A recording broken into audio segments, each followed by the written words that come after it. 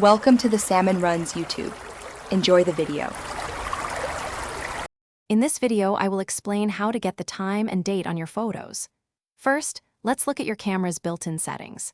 Access the main menu and navigate to the date and time options. It is crucial to set the internal clock accurately to ensure correct timestamps.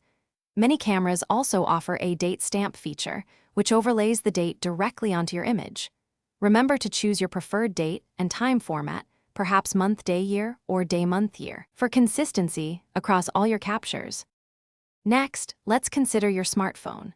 Most modern phone cameras automatically embed the date and time into the photo's metadata, which is invisible on the image itself, but accessible later.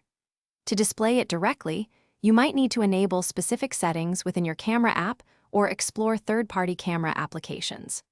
Always ensure your phone system date and time are precisely set, as this directly impacts the accuracy of your photo timestamps. If you forgot to enable a date stamp before taking a picture, don't worry.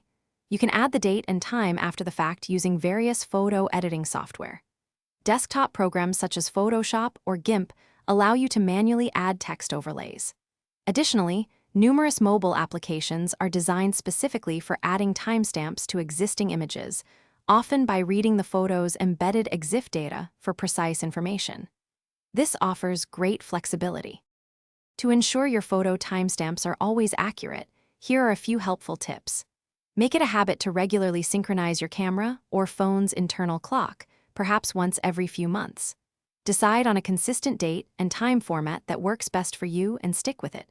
Before adding any permanent date stamps to your images, always create a backup of the original files. Finally, always double-check your settings before any important photo session. Thanks for watching. Consider subscribing if we helped you.